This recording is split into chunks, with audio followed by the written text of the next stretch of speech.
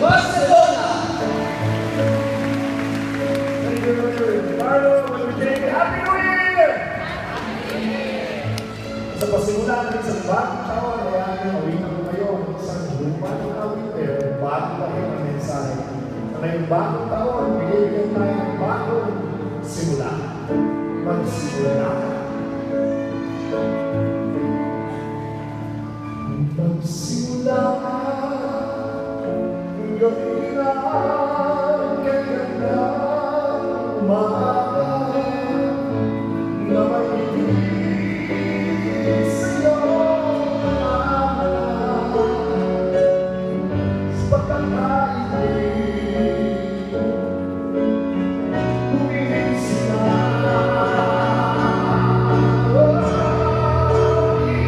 isa na ang buhay ko.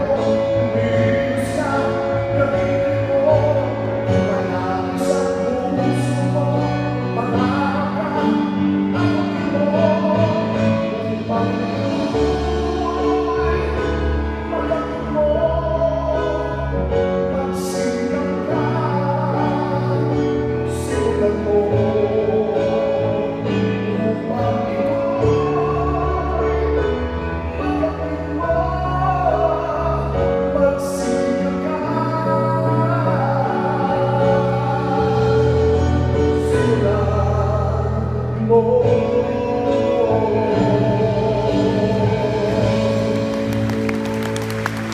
Welcome to the very first feast of year 2016. Welcome to World Trade Center, our home for today, because next Sunday we'll be going back to Aliw Theater for the next 2 Sundays, and then on the 4th Sunday of this month, go back to our more permanent home at PICC Plenary. Salamat sa inyo lahat. You bless us with your coming. No, on our first feast, kahit nagbago tayo ng venue, nakakito kayo. Palakpakan nga natin ang bawat isa. Maraming salamat.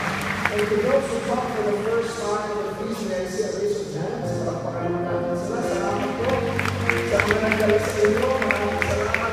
Indeed, you've started the year right. And we pray and we hope that we see you every Sunday. Make the feast your second home. And at the end of the feast, we want to invite you up close and personal. We'll give you a souvenir. We'll pray for you and pray with you.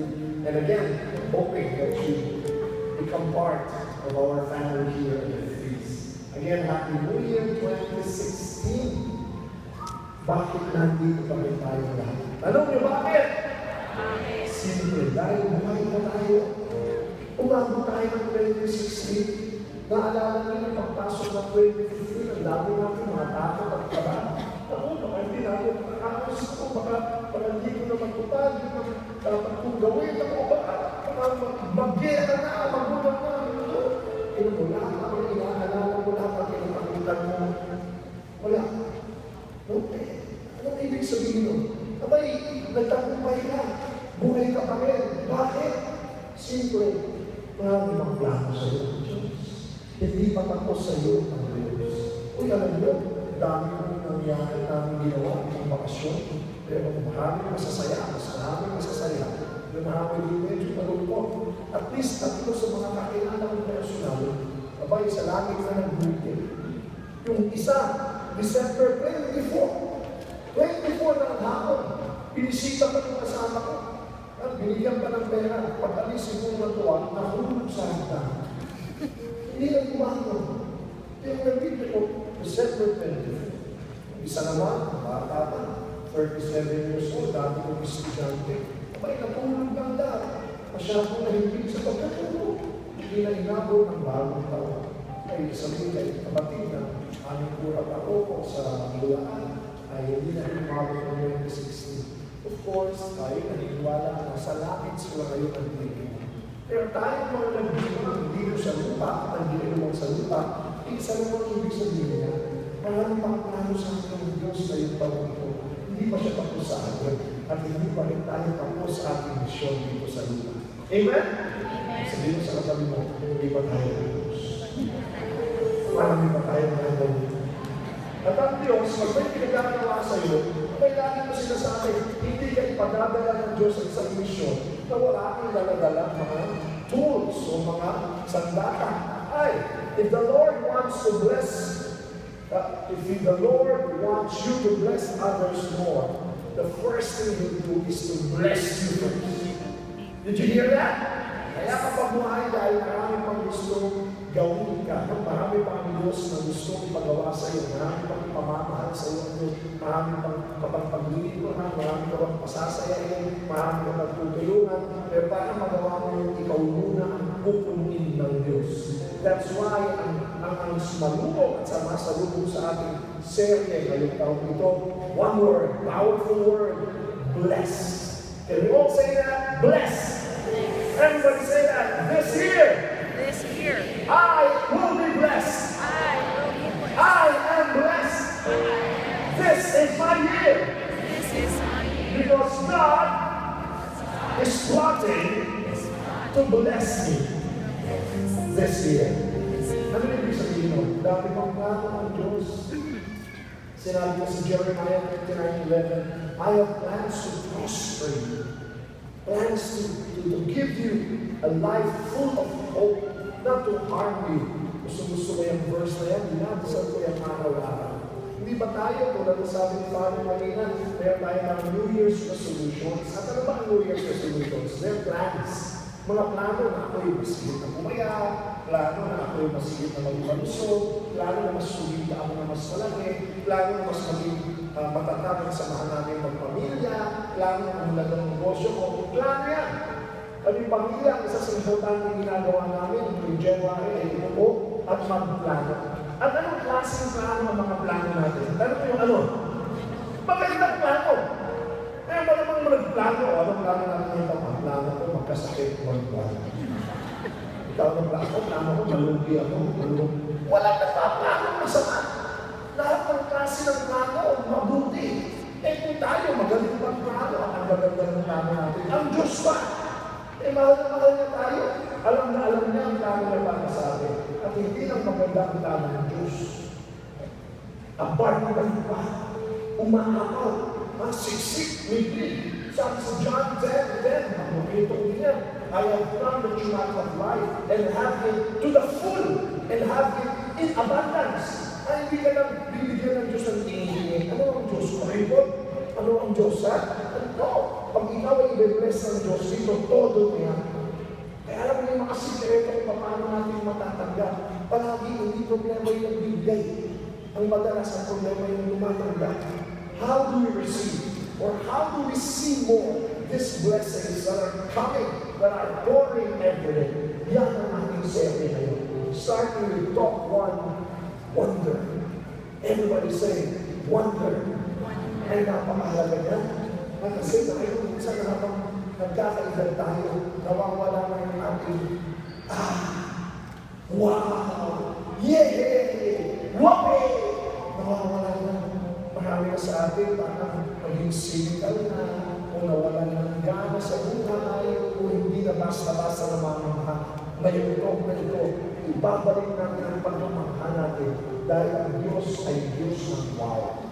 Diyos ng pagmamahal. I'm going to invite you. Let's start wowing ourselves in our prayer. Come on, and stand in the name of the Father, and the Son, and the Holy Spirit. Amen. All together, let's pray. Today I receive all of God's love for me. Today I open myself here and now. Limitless, overflowing abundance of God's universe. Today I open myself to God's blessings, healing and miracles. Today I open myself to God's swelling over like Jesus created.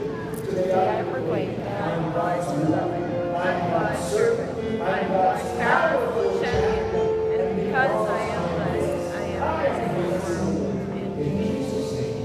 Amen. Let's sing the word of the Lord. Thy word is a lamp to my feet.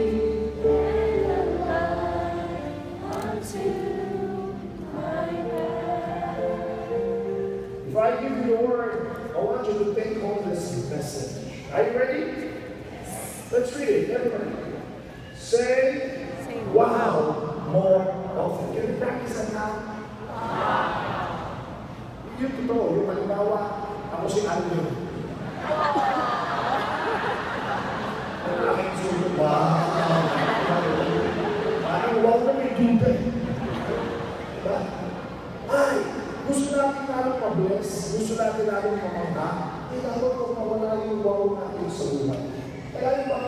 sa San Juan 1:8-23, napakasimple, pero nakakamanghang. Sabi dito sa Salmo, this is God's work.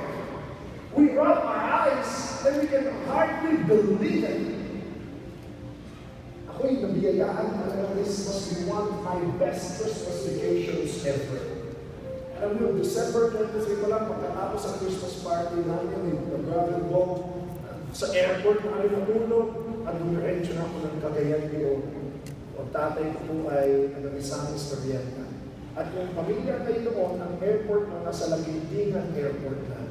Tapos, konting andar lang, pinakanan ko na agad bago pa ko sa bayan namin, about 2 to 3 hours away, ay kumana na ako sa isang lugar, ang pangalan ay Shrine of the Divine Mercy. Alam niyo kung anong itsura noon? Sample, ganito. Wow! Parang dito na. Bakit hindi ka kailangan yung pagkain napunta dyan? Bago ka makarating dun sa 50 feet tall. At ano ng image, aakyat ka ng 200 steps. At ang Diyos natin na pinakit ng Panginoong Jesus, ang Divine Mercy, pwede mo akyatin yan, aabot ka dun sa corona, at makikita mo ang baytay ng Misamis Oriental. That's on top of a mountain, overlooking with the beauty and the grandeur of God's creation. And the image itself is a wow. In fact, I'm sure you all know that this year is the year of that monkey. It's the monkey. Mercy. Alam niyo, no? The monkey is a Chinese astrology, but we believe more in our faith. It's the year of mercy, you know that, right? And this Divine Mercy Shrine in Misamis Oriental is one of the Jubilee doors. And may pagkakataon kayo, punta kayo dyan. Wow yan! Wow! Sabihin niyo nga ulit. Wow! Pagkatapos punta na kami sa bayan namin, mga 2 to 3 hours away. Meron kami uminom sa kasal, na may-ari ng resort, dun kami pinatira for 7 days. Ano ang itsura? Ano? Ganito lang. Wow! Grabe! Totoo! Pag-ulari dyan, yung Suzuka Bay Resort, diving spot dyan, yung mga corals, at for the first time in my life, may glass boat kasi yan, kitang-kita mo yung mga isda. Tapos biglang nagdaan isang pawikan.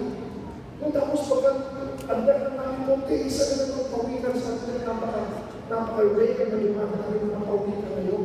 And then we dive into the sea and then just, ang mga isda, lumalong sa harapan.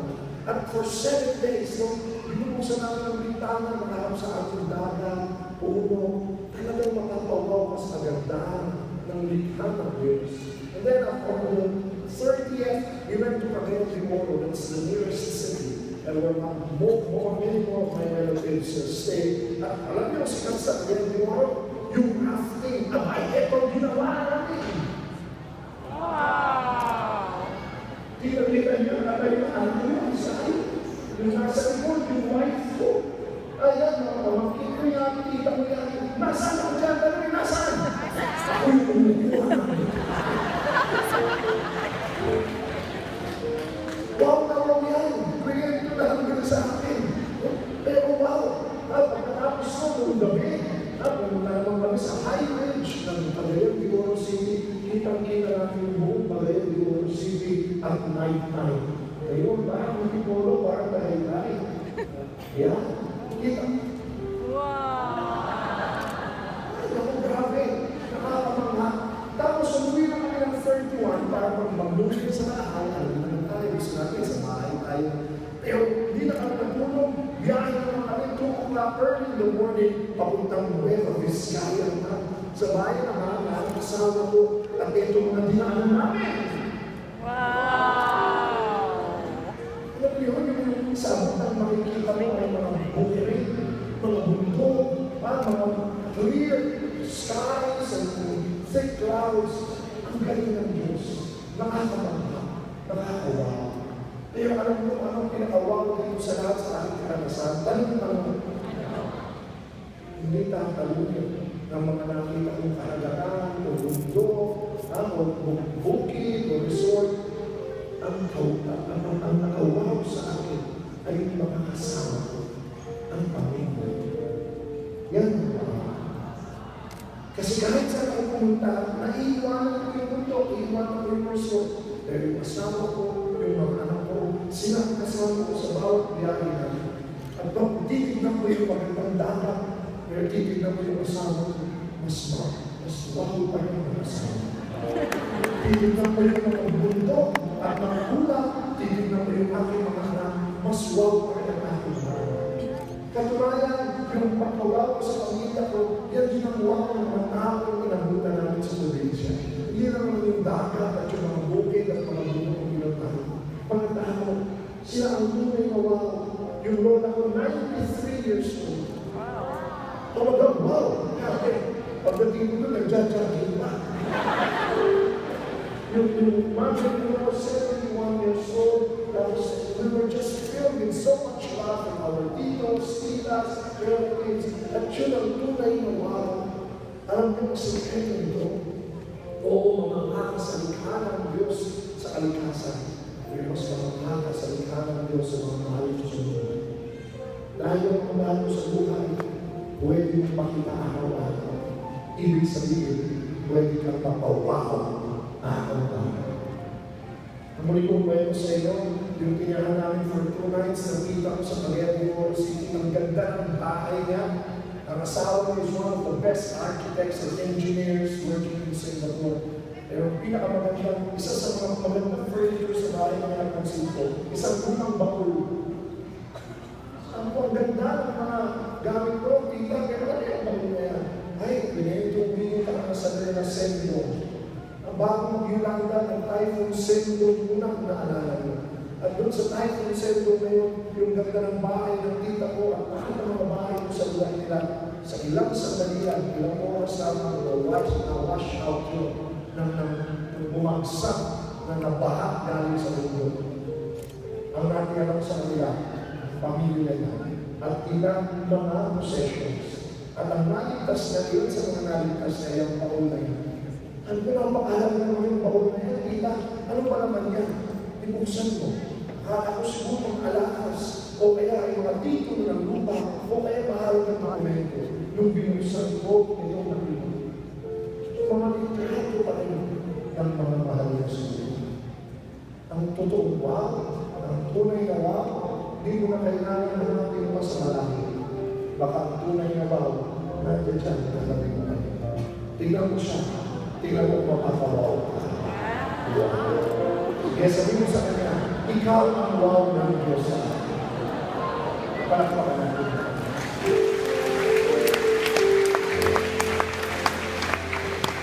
The Lord is a lamp to my feet.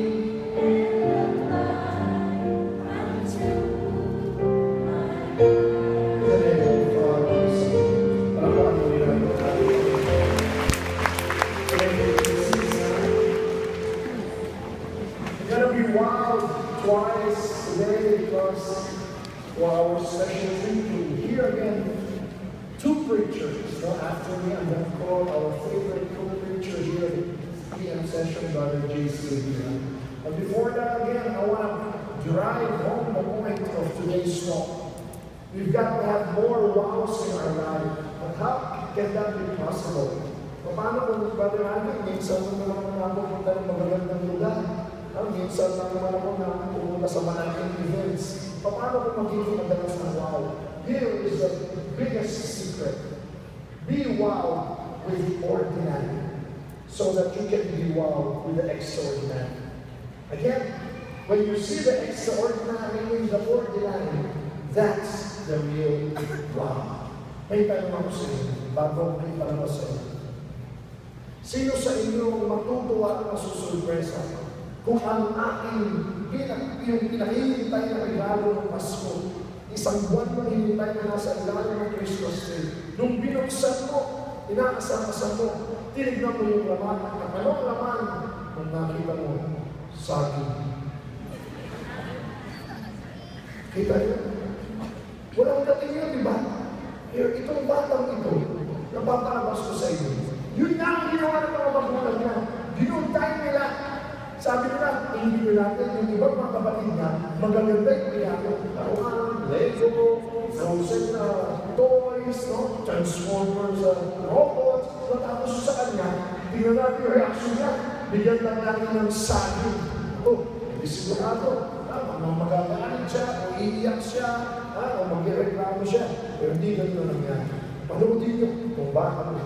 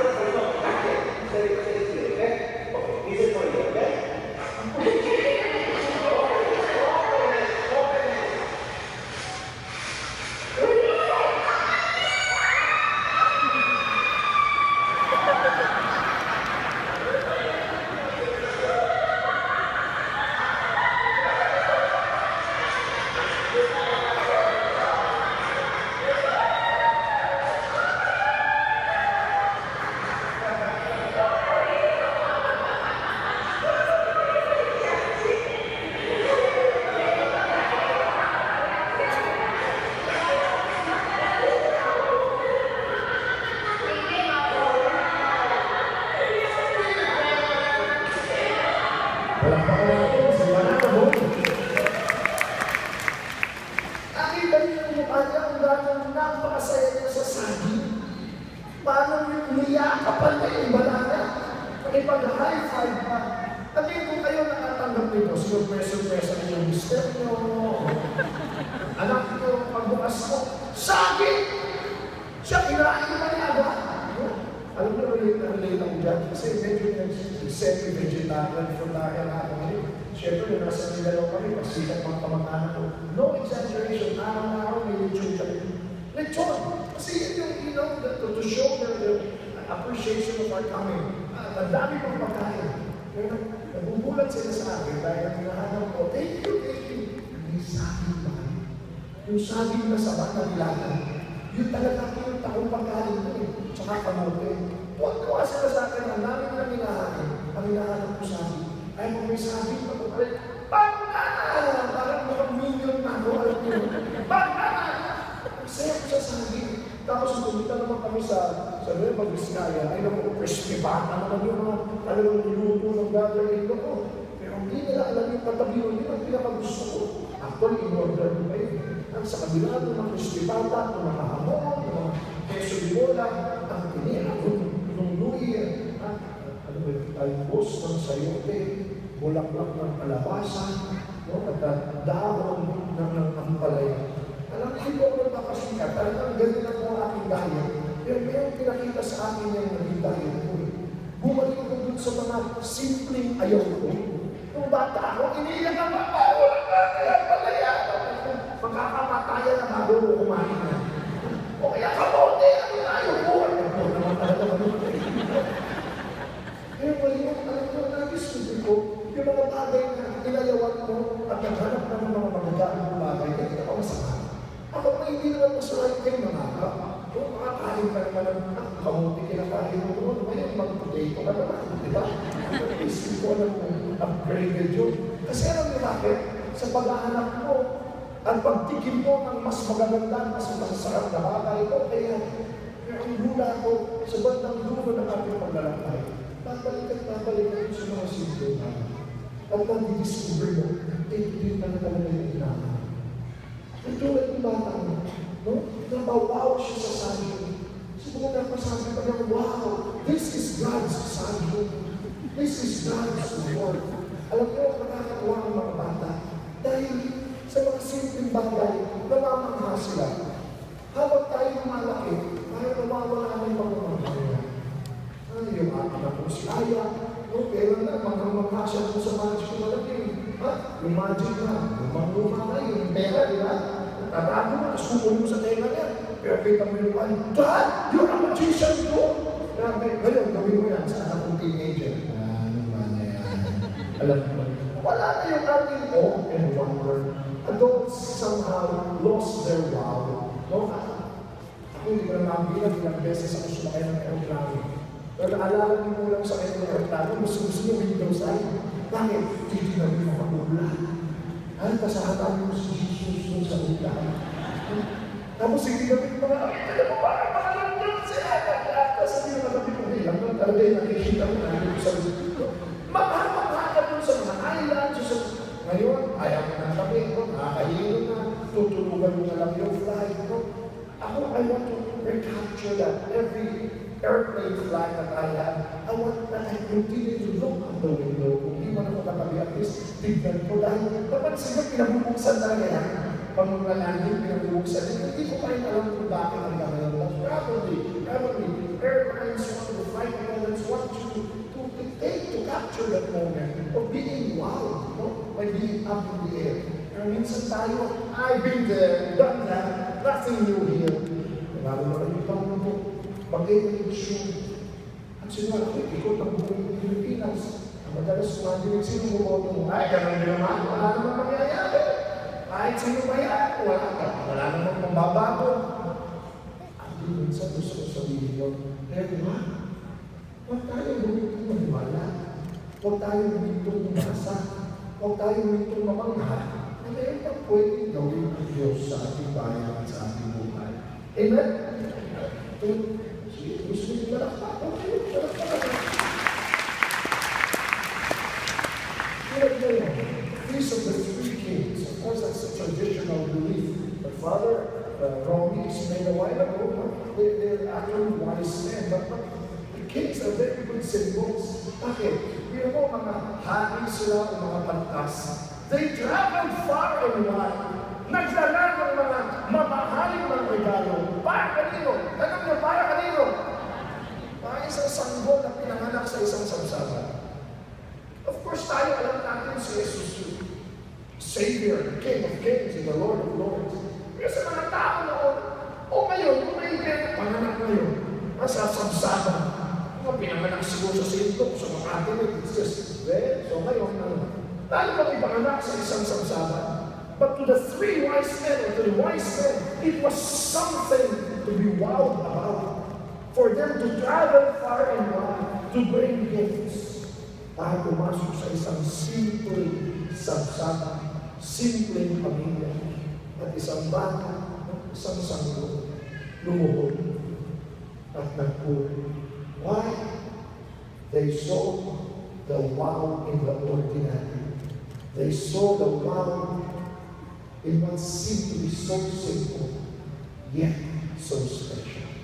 We learn more secrets of seeing the wow more in our lives.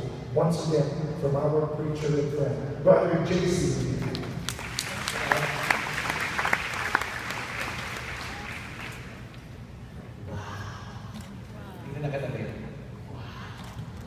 How many of you want to have a blessed 2016? Raise your hand and make some noise. Raise your hand if you want to declare that. Say this after me. I am blessed. I am blessed. And I am a blessing. Alam pa natin ang bawat isa. Let me continue what Brother Alvin has been sharing with us about this sense of wonder. And it's very important for us to understand that one reality, one fact, is all of us are wearing an eyeglass. Tingnan na katabi. Physically, meron bang eyeglass talaga? May salamin? Bagay ba sa kanya? Okay. But invisibly, my dear friends, we are all wearing eyeglasses. What kind of eyeglasses? Meron yung tawag na, number one, wow glasses. Everybody say, wow glasses. Wow, glasses. Wow glasses. At the mga wow glasses, when you wear this kind of glass, you look at everything and you have that sense of wonder. You have that amazement and everything. You look at things around you as a blessing. Pag-gising mo ako sa umaga, excited ka na agad, wow, it's a new day. And then you're excited to go to work, you're excited to go maybe to your school or to whatever appointments that they have. Everything around you is a blessing. Sige, tingnan niyo nga ang mga nasa paligid niyo. Are you blessed by these people around you? Yes? Palampakan natin ang peace na yan. But see, there's another kind of glass. Kabaligtaran ng wow glasses. Number two, the second glass is what we call the whatever glass. Everybody say whatever glass. When you're wearing this, kabaligtaran, no? When you wake, pag-isip mo sa umaga, hindi ka excited. Bakit? Kasi inisip mo agad na, ang dami na mangyayaring kamalasan sa araw ko. And ang dami na naman trabaho. Ito, Monday na naman. Ako, ang dami na mapapagawa ng teacher, ng boss ko, and everything. And all of a sudden, yung energy mo, yung excitement mo, unti-unti na So my dear friends, what kind of glass are you wearing in your life? This 2016, what kind of glasses will you be wearing? Will you be wearing wow glasses or will you be wearing whatever glasses? Tanungin na kagabi, anong isusuot mo ngayon?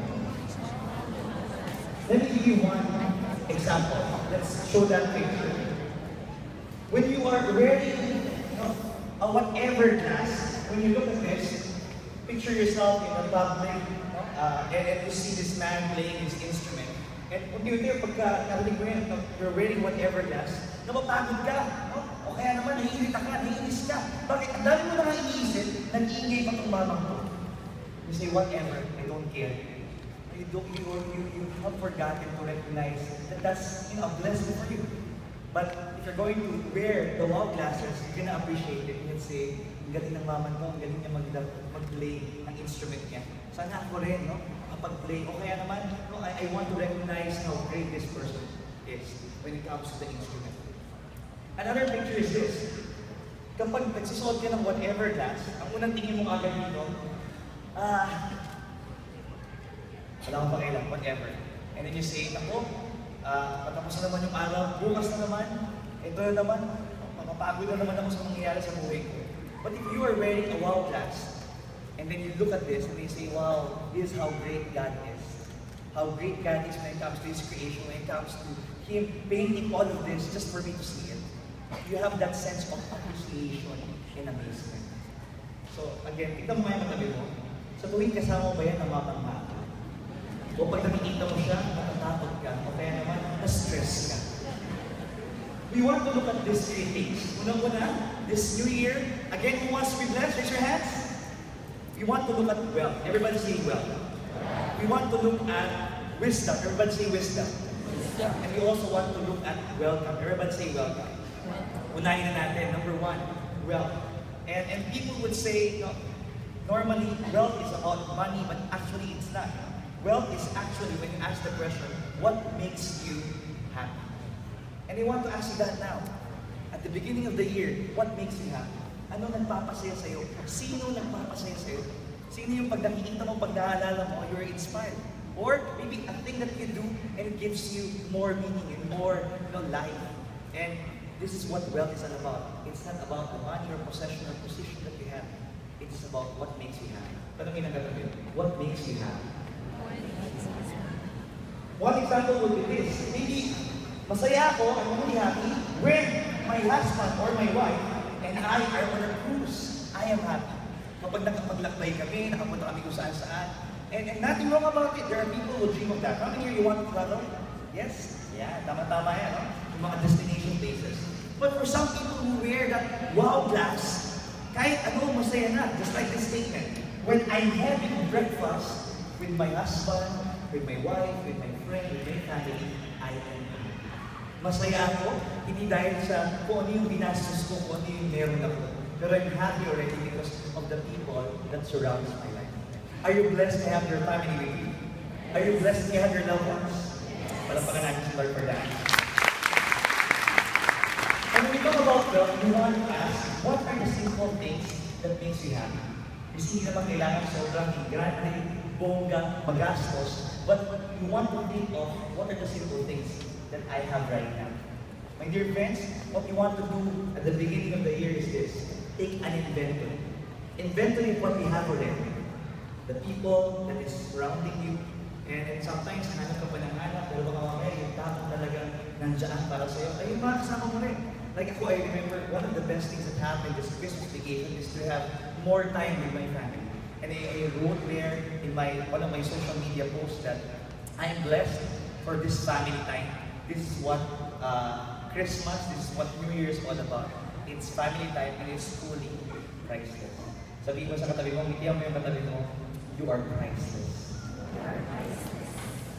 Let me quote what Wall Street Gift said. Basahin natin sabay-sabay. 1, 2, 3, go. There are no 7 wonders in the world. In the eyes of a child, there are 7 million. Sino yung mga bata? Yung mga bata nasa kamay? Ayan. Yung mga bata, isip bata. Ayan. You know, it's good to have kids. Yung pala pala natin yung mga bata, mga kabataan natin dito. We want to look at them And we remember our childhood. Kung bata ka, di ba you are worry-free? Pero pag tumatanda, tama si Brother Alvin eh. Unti-unti, you are all what? Wrinkles, you are all stressed. Nakalimutan mo na, hindi mag-iisip bata, hindi magbukang bata, pero magkaroon ng puso na bata. That's why it's great. Di ba? Every year we celebrate our birthday and we are reminded of our childhood. We are reminded of the blessings in our life. I remember one time, nasa food court kami nung bata po kami and my mom would spoon feed me. Yung sumuan po ako. Eh, paborito ko yung pagkain. Kare-kare, tapos nangilaga. Talagang sarap. So, bawat subo sa akin ng nanay ko, talagang hinanamnam ko, I'm savoring it, I'm really enjoying it. And this is what I would do. Pagkasubo, sumasayaw ko. Tapos babalikot ako, susubo ulit. Tapos sayaw ulit. Nag-enjoy naman ko. Bakit? Because for me, that's already the wonderful thing that I can experience. Not just the food, but I'm able to taste the love of my mom. So that's for me. So kayo, what are the simple things that, makes you happy? Maybe that's what wealth is all about. And one practical thing that I want you to do as well is, okay lang na yung mga simpleng bagay na papasalamat tayo. Tama ba? Yes? Pero maganda rin ang mangarap tayo for 2016. Yes? Do you have big dreams for 2016? If you have big dreams, I want you to do practically, to write it down, just like what we do in the video to God's love. Pero maganda rin, huwag yun lang isulat kasi nakakalimutan. We are people that are drawn to image. So what you want to do is you want to create a dream board. You want to create a visual board. Parang katulad ng kanina, let me show that picture again. Yung maraming mga pictures with simple things. Ayan. So you want to put pictures of what you want your life to be for 2016. You want to maybe get images from the internet, you put it in your PowerPoint o kaya naman magazine, you put it all together. And then every time you see this, kapag gising mo, kaya kapag nadadown ka, when you need inspiration or motivation, you want to go to the video. That's one practical thing that you can do. Kaya sabihin mo sa katabi mo, friend, excited na ako sa mga pangarap natin. Palapakan doon natin na the second is wisdom. Everybody say wisdom. And when you speak about wisdom, it's very important for us to understand that it's always a continuous learning. Alam natin na majority of us, we're already grown-ups and adults. Pagka-graduate mo, matuwa ka na kasi tapos na yung pag-aaral mo, yung mga examinations, yung mga projects. By the way, who are mga students here? High school, college, sige nga, raise your hand and make some noise. Ayan. And ako, I really look to the young people, our next generation, because that's what I do in the campus missions. No? We go to schools, everyone, we look at them, look after them, prepare them. Napakalaga, not just for young, but for all of us here, na hindi porket graduate ka na tapos na ang pag-aaral. It's always a continuous learning, wherever you go. It's not just here at the feast that we learn, but outside, life will always give us lessons. Ang tanong, are you taking down notes? Are you trying to, capture all of this? Kasi ang nangyayari, kapag nagkakamali at nagiging palpak na yung buhay mo, maybe because you haven't learned the lesson. Kasi paulit-ulit. So my dear friends, we don't graduate from learning. We continue to learn, we continue to grow. Sabi dito ni Socrates, everyone, wonder is the beginning of wisdom. And that will lead you maybe to your mentors. You want to be a sponge, sabi dito, because people of wow are sponges of wisdom. Parang ang scopa, you're trying to, absorb everything around you. But may disclaimer po dyan, hindi naman lahat ng nakikita mo, na-experience mo, gagawin mo, okay, gagayahin mo. May mga bagay na hindi dapat gawin. Diba? So, huwag mo na gayahin, pero may mga magagaling at pwedeng gayahin na magagandang mga bagay. What you want to do is this. Find a mentor. Find people that can help you to become the best of you this year. Tanong ko po sa inyo to. Everyone, do you have a growth plan?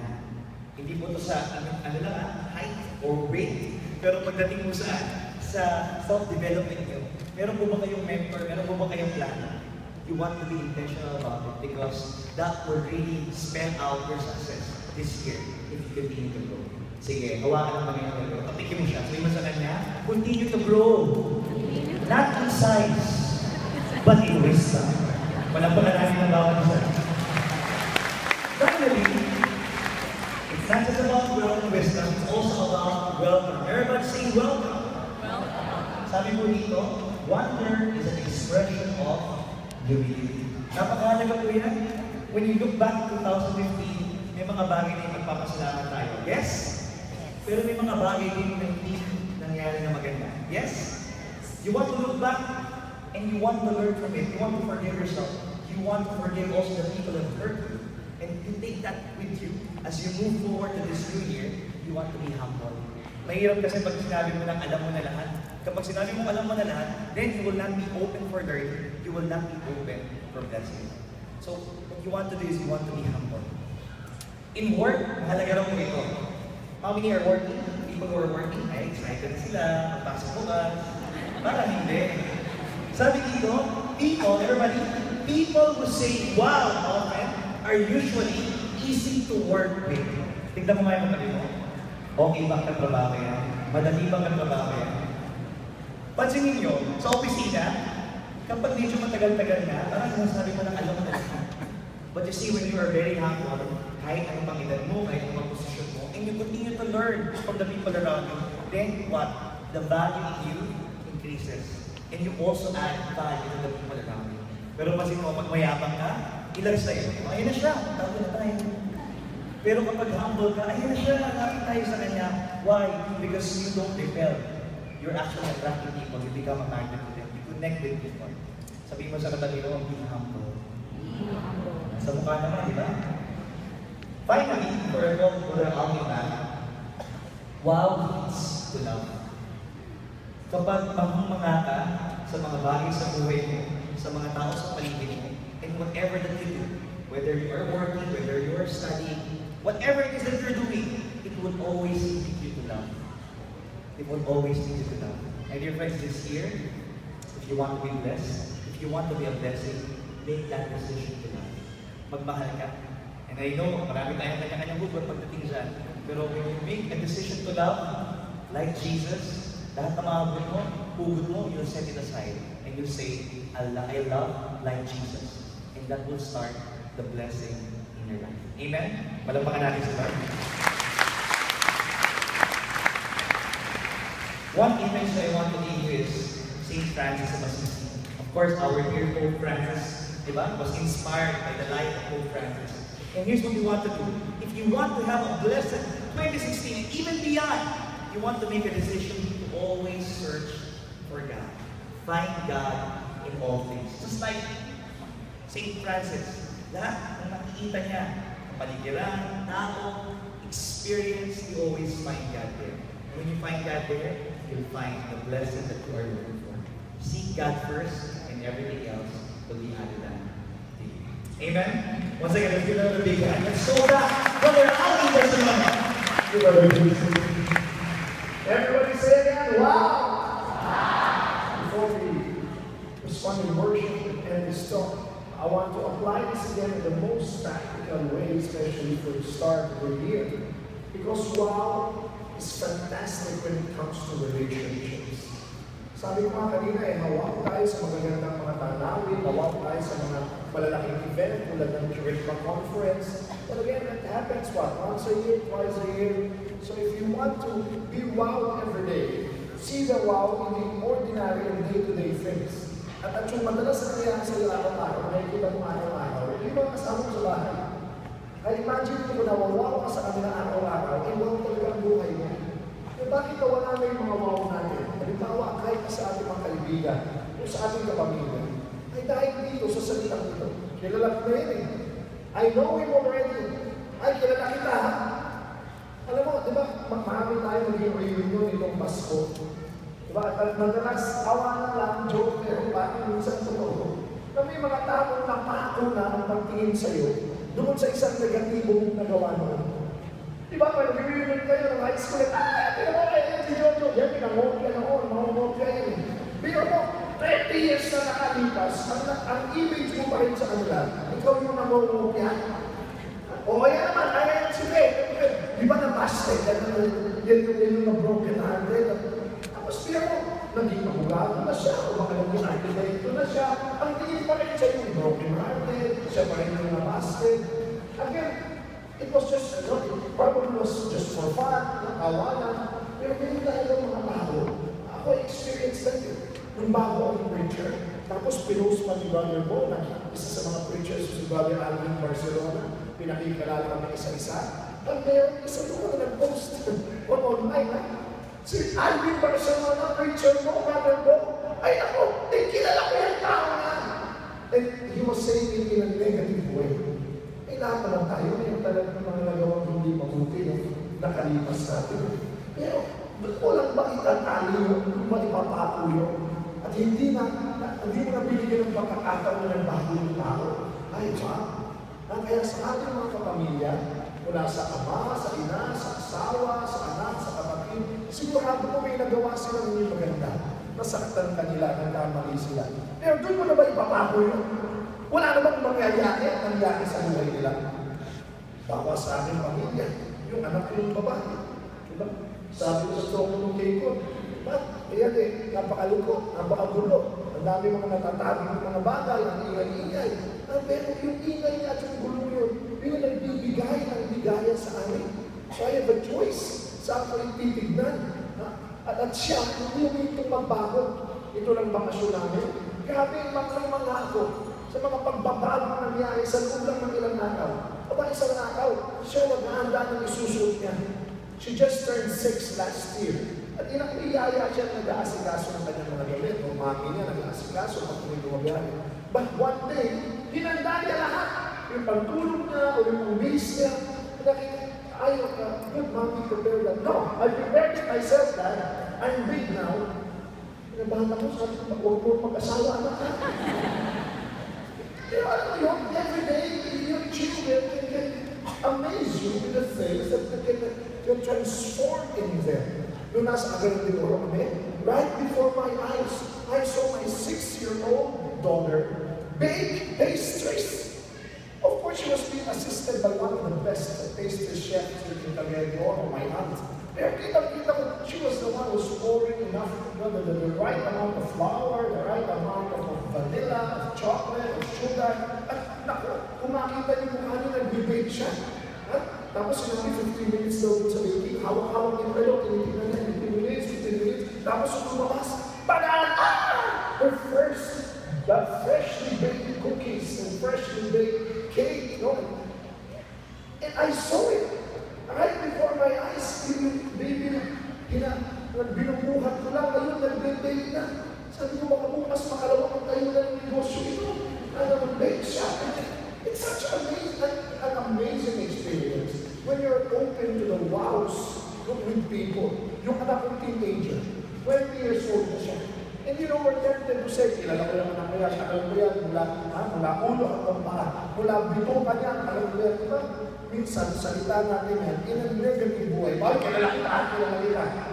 Pero hindi totoo. We can never truly know a person. Kasi ang dami nagbabago sa kanya. Itong anak ito, kasama ko sa lahat ng mga nagbibiyahe ko last year. Nakikinig lang siya sa iPad, nung ginagawa sa kanyang iPad nung lumipag niya. Aba, pagbaba niya, pinakinig niya sa akin. Ang ginawa pala niya, nag-compose siya ng kanta at nag-arreglo doon sa iPad niya. Ang galing mo anak ha. Ako bakit ko nagawa yan? Siguro 40 anos na ako. Umusunod na muna ako sa mga. Siya nagawa na in one flight.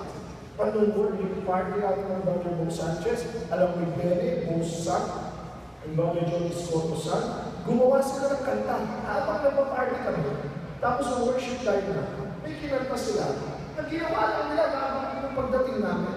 Kami mga preachers, mga daddy, number 1 fans tayo ng ating mga anak, magmahal kami.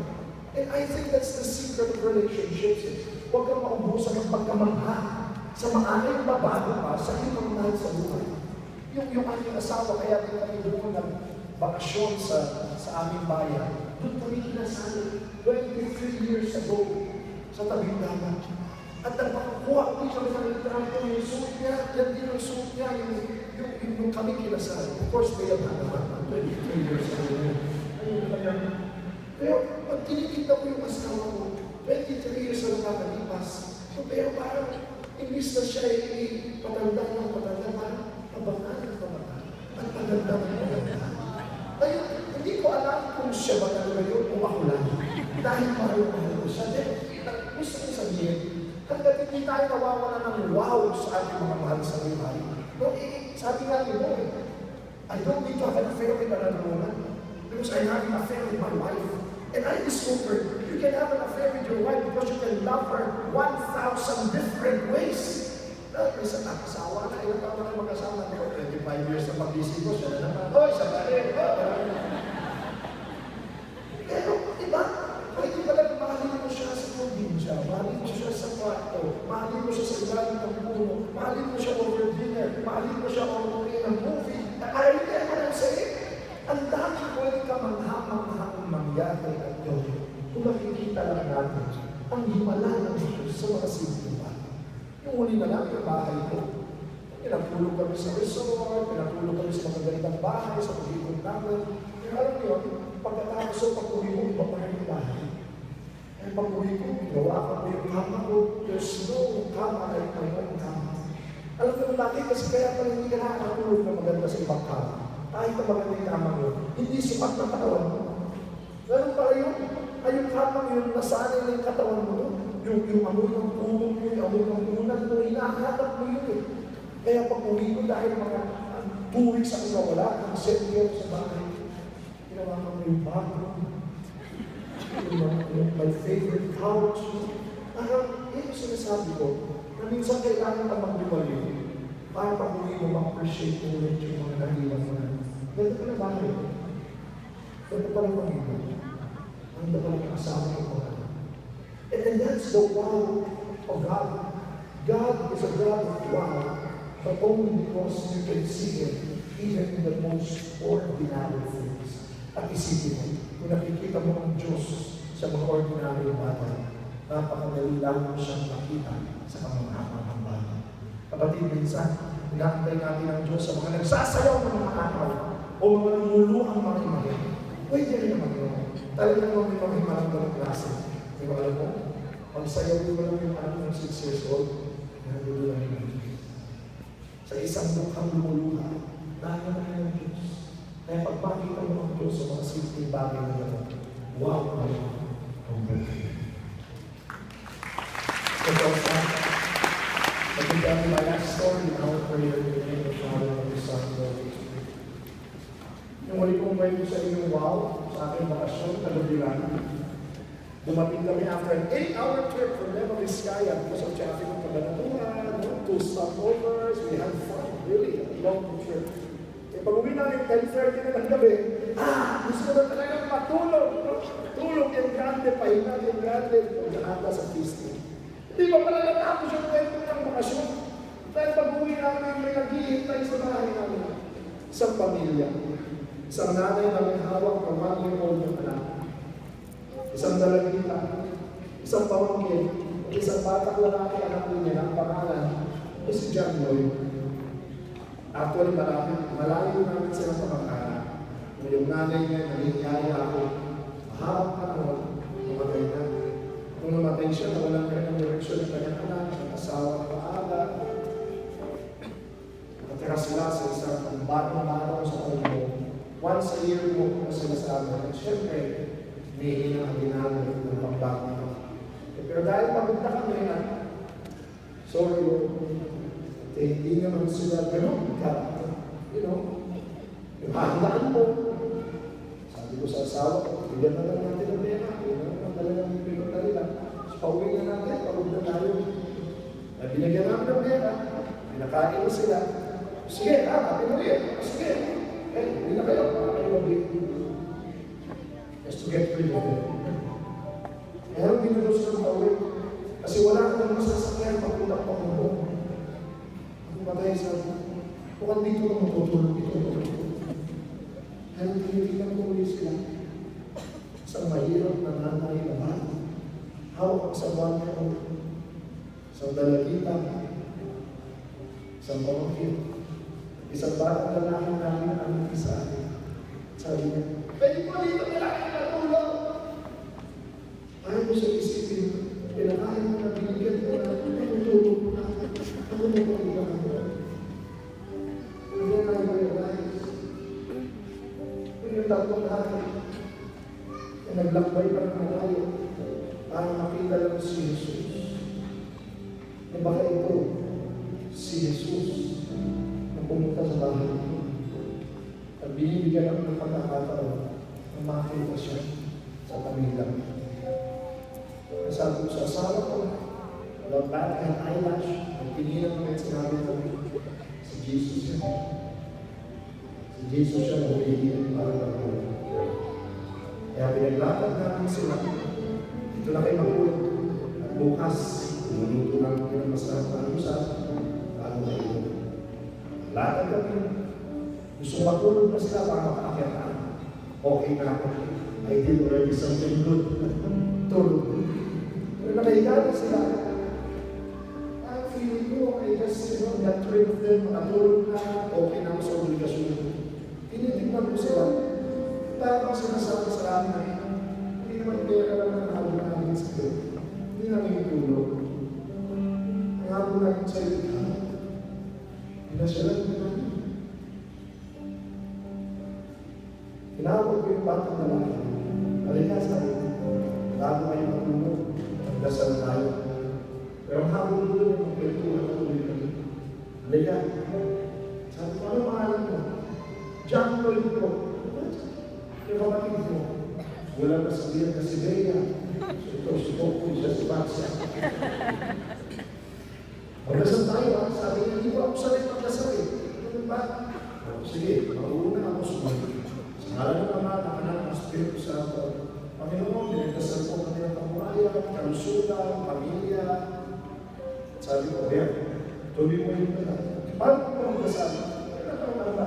Walo. Walo ka rin, hindi mo nagdasal. Sige, sabihin mo, Panginoon, sabihin mo gusto sabihin sa akin. Hingin mo yung gusto hingin. Hingin ka, sabi mo sa akin. Matagal, pamiti siya sa akin. Panginoon, salamat po. Nakain sa mga ko ng dasal niya, binitawan ng salita sa salamat. Tapos mula sa isang bata, pagkatira sa batang bata, masalamat. Sabi ng papasalamat mo sa Diyos. Opo, para saan? Sabi ko, ano yung nagpapasalamat ko? Salamat, Panginoon. Kasi mo, nakita ko po si Kuya. Saan yung matang pinagpapasalamat niya ako? Gusto ko sana paulit kung hindi magpansin. Hindi ko papasalamat sa akin. Bakit? Kailan ko na ako ng isa. Opo, ikaw si Kuya Andre. Ay, kung kita eh. Bakit ako naging ayaw? Gusto ko kasi paglaki ko, maging pastor. Hindi po yung nagpapastor ng Biblia. Ay, hindi na ako nagtanong. Yatak ko na lang siya. Kapalit ko si Jesus. Imisahan natin ko sa marami ko na pumunta sa marami ko na.